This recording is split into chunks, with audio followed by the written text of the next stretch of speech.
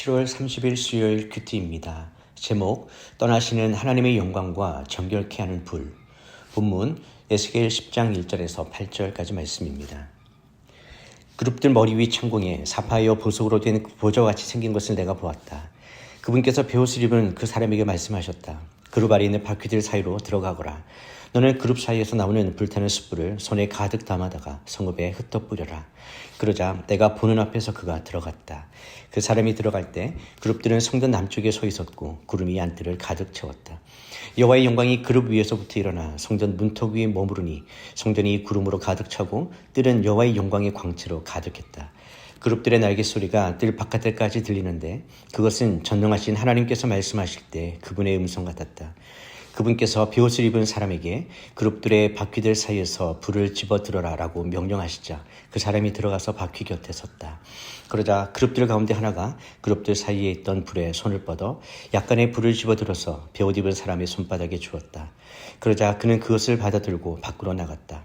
그룹들에게는 그들의 날개들 아래에 사람의 손처럼 생긴 것이 보였다.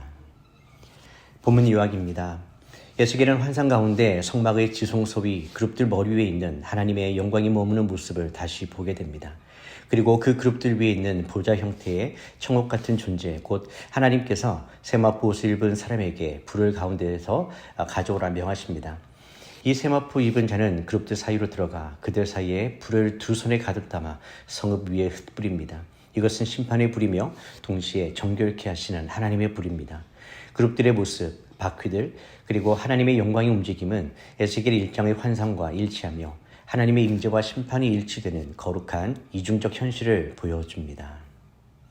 첫 번째 묵상입니다. 영광의 하나님, 불 가운데서 심판을 내리십니다. 본문은 하나님의 영광이 여전히 그룹들 머리 위에 있고 그 영광 가운데서 하나님이 불을 취해 예루살렘 성에 던지라고 명하시는 장면을 보여줍니다. 이것은 단순한 분노의 표시가 아닙니다. 하나님의 불은 구약 전반에서 하나님의 임재와 정결, 심판의 상징으로 나타납니다. 신의 산에서 불은 하나님의 거룩을 나타냈고 제단의 불은 제물을 태워 죄를 속하게 했으며 오늘 본문에서는 타락한 성읍을 정결케 하기 위한 심판의 불로 사용됩니다.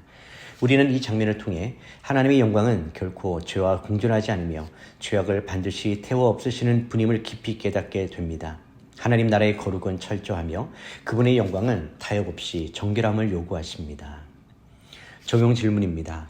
내 삶 안에 하나님의 영광과 공존할 수 없는 죄를 방치하고 있지는 않습니까? 하나님은 오늘 나에게 어떤 영역을 불로 정결케 하기를 원하십니까? 두 번째 묵상입니다. 정결케 하시는 하나님, 심판은 끝이 아닌 새 시작입니다. 우리는 종종 하나님의 심판을 두려움이나 단절로만 이해합니다. 그러나 본문은 하나님의 심판이 단순한 멸망이 아니라 정결케 하기 위한 목적을 가진 것임을 보여줍니다. 불은 파괴이지만 그 속에 새 생명을 위한 회복이 내포되어 있습니다. 하나님께서는 죄악에 대한 심판을 행하시되 남은 자를 구속하시고 새 창조를 시작하시는 분입니다. 이것이 바로 복음입니다. 예수 그리스도는 십자가 위에서 하나님의 불을 홀로 감당하셨습니다. 그래서 우리는 그 불 가운데 죽는 것이 아니라 불로 정결함을 입고 다시 살아나는 은혜를 경험합니다. 오늘 우리는 삶의 어두운 자리에서 하나님의 불이 임하는 것을 피하려 하지 말고 그 불을 통과하여 더 깊은 회복과 정결함으로 나아가야 할 때입니다.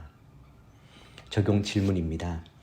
하나님의 심판을 통해 내 삶에서 회복되어야 할 영역은 어디입니까?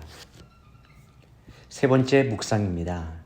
하나님의 영광이 떠나기 전 기회를 붙잡으십시오.